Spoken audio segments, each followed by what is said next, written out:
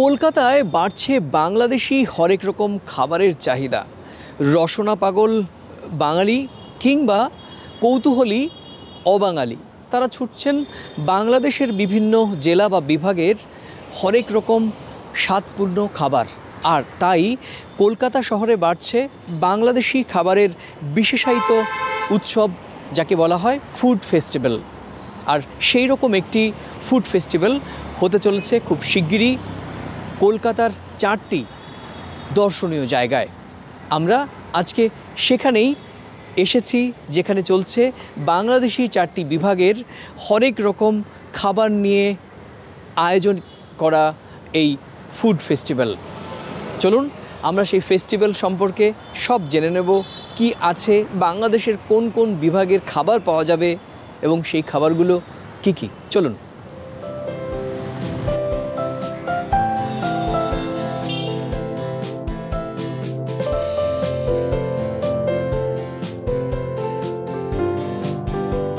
নগদের কাছে সব গ্রাহকই প্রিয়, তাই তো সারা দেশে ক্যাশ আউট চার্জ সবচেয়ে কম। খুলনা, রাজশাহী, রংপুর, বরিশাল, বাংলাদেশের এই 4টি বিভাগের হরেক রকম স্বাদের খাবার নিয়ে আয়োজিত এই বিশেষায়িত ফুড ফেস্টিভ্যাল কলকাতার মধ্যেই চলবে 5 জুলাই থেকে 16 তারিখ পর্যন্ত। আর তারই প্রস্তুতি শুরু হয়েছে এই কলকাতার অদূরে সল্টলেকের এই বিশেষায়িত রেস্টুরেন্টে।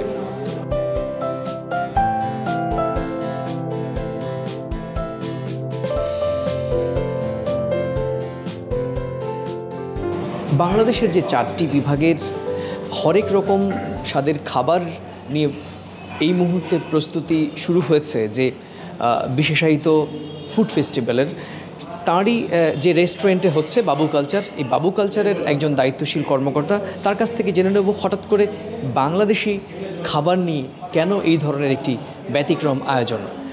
আপনাকে সময় টেলিভিশনে স্বাগত।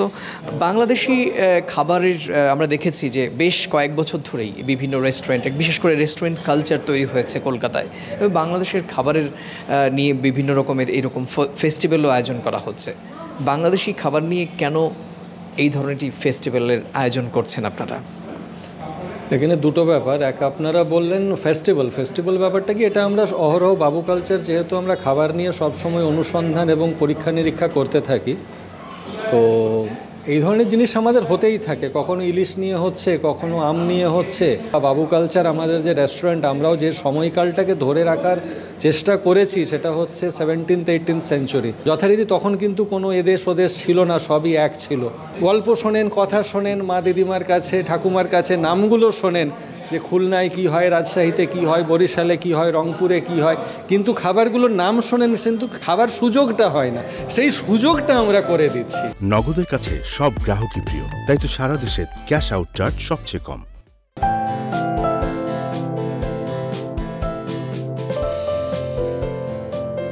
আমরা সবসময় চেষ্টা করি একটু ব্যতিক্রম কিছু করতে, আর যে কারণে ফেস্টিভ্যালের আগে আমরা চেষ্টা করি ফেস্টিভ্যালে ঠিক কোন কোন ধরনের খাবার তৈরি হয় এবং সেই খাবারের যে রান্নার কৌশল, শেফেরা কী করে রান্না করেন, এবং বিশেষায়িত খাবার যে সমস্ত বাংলাদেশি যারা খাবারের বিশেষজ্ঞ, তারা কিভাবে খাবার তৈরি করা শেখান কলকাতার শেফদের। আজকে যখন সামনে এলো এই 6 তারিখ থেকে 16 তারিখ পর্যন্ত বাংলাদেশের 4টি বিভাগের খাবারের যে ফেস্টিভ্যাল, সেই ফেস্টিভ্যালে যে 20 ধরনের খাবার পরিবেশন করা হবে, সেই খাবার কারা তৈরি করছেন, কে এই খাবারের মেনু তৈরি করার জন্য সহযোগিতা করছেন। হ্যাঁ, বলে রাখি যে এই খাবারের মেনু তৈরি করছেন বাংলাদেশের খাবারের বিশেষজ্ঞ, কলকাতার মেয়ে, বাংলাদেশের বউ নয়না আফরোজ।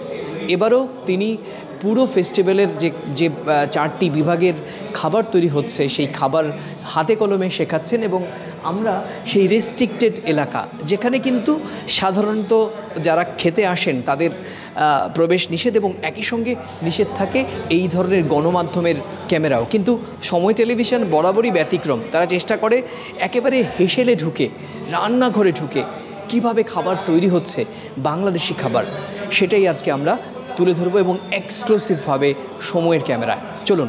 প্রিয় দর্শক, আমরা নিয়ে যাচ্ছি সেই হেসেলে, যে বাবু কালচারের হেসেল, যে হেসেলে তৈরি হচ্ছে বাংলাদেশের 4টি বিভাগের খাবার।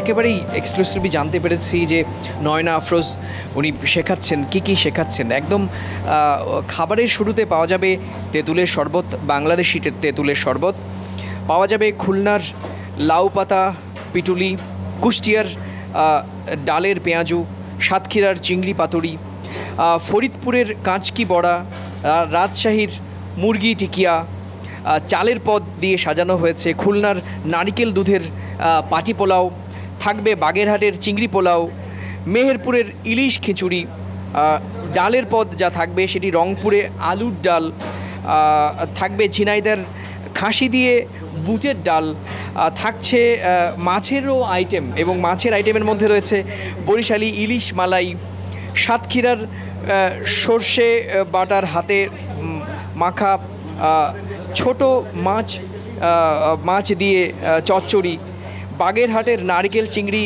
কোপ্তা, খুলনার ভেটকি মাছের দম, মাছ ও ডিমের পদ দিয়েও কিন্তু সাজানো হয়েছে এই ব্যতিক্রমী বাংলাদেশি যে 4টি বিভাগের আইটেম। তার মধ্যে রয়েছে রাজশাহীর গোটা মশলা খাসি, মেহেরপুরের দেশি মুরগি ঝোল, খুলনার আমড়া দিয়ে ডিম আময়া, ভর্তা। বাংলাদেশের খাবার হবে আর ভর্তা হবে না? ভর্তায় যেমন রয়েছে খুলনার ভাজা বেগুন ভর্তা, যশোরের বরবটি চিংড়ি ভর্তা, এবং অবশ্যই মিষ্টি। আর মিষ্টির কথা বললে বাংলাদেশের সাতক্ষীরার তো কোনো কথাই নেই। সাতক্ষীরার তিলের ক্ষীর একেবারে খাবারের শেষ পদ কিন্তু এটা। নয়না আফরোজ কলকাতার মেয়ে, বাংলাদেশের বউ, যিনি প্রায় 20 বছর ধরে যার রান্না নিয়ে গবেষণা, সেই নয়না আফরোজ এবারও কিন্তু কলকাতায় হাজির বাংলাদেশের 4টি বিভাগের হরেক রকম খাবার নিয়ে।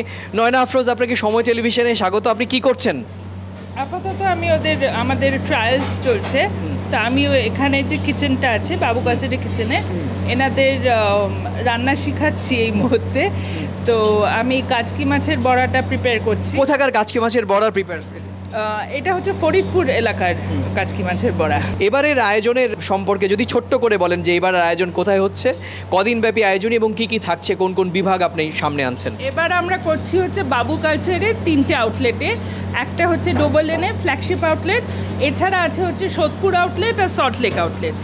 আর এখানে আমি এবার যেটা করছি, এটা খুব ইন্টারেস্টিং মেনুটা, এবং কিউরেশনটাও যা শুনছি যে ফিডব্যাক ইজ ভেরি গুড। তো আমি করেছি হচ্ছে, ওনাদের প্ল্যান হচ্ছে যে বাংলাদেশের যে ডিভিশনগুলো আছে সেই ডিভিশনের খাবার আলাদা আলাদা করে মানুষকে পরিচিত করানো। আপনার সঙ্গে বিশেষ করে স্থানীয় শেফদের দেখা যাচ্ছে, মানে কেমন লাগে এই বাংলাদেশি খাবার এদেরকে শেখাতে হাতে কলমে?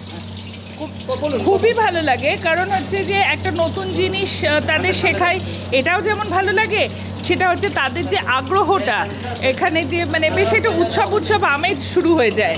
হ্যাঁ, এবং সবাই এটা কিভাবে হবে, ওইটা কিভাবে হবে, এটা কি করতে হবে, মানে এত ইন্টারেস্ট নিয়ে দেখে, এবং সবার মধ্যে তো একটা আগ্রহ থাকে। অনেকেই আমাকে বলেছে এদের মধ্যে যে আপনি যা শিখাচ্ছেন আরও কিছু জিনিস আমাদের মানে প্রয়োজন আছে শেখা, সেগুলো আমরা জেনে নেব। তো ফেস্টিভ্যাল এত রকমের খাবারে অবশ্যই আগের থেকে বাংলাদেশের খাবার বছরে 2-4টে ফেস্টিভ্যাল তো হচ্ছেই, ইলিশ ফেস্টিভ্যাল, বাংলাদেশি খাবার ফেস্টিভ্যাল বা বিভাগীয় ফেস্টিভ্যাল। হ্যাঁ। তো আপনার যারা এই মুহূর্তে ছাত্রই বলবো, কেমন মনে হচ্ছে? আপনি বলুন, মানে এই যে বাংলাদেশি 4টি বিভাগের খাবার নিয়ে হাজির হচ্ছে খুলনা, বরিশাল, রংপুর, কি মনে হয়, মানে কেমন দেখছেন? খাবারগুলো ভালোই লাগছে এবং কালারও ভালো লাগছে, আমরা খেয়ে টেস্টও করেছি, ভালোই লাগছে খাবারগুলো। মনে হয় বাংলাদেশি খাবারের চাহিদা কি বাড়ছে?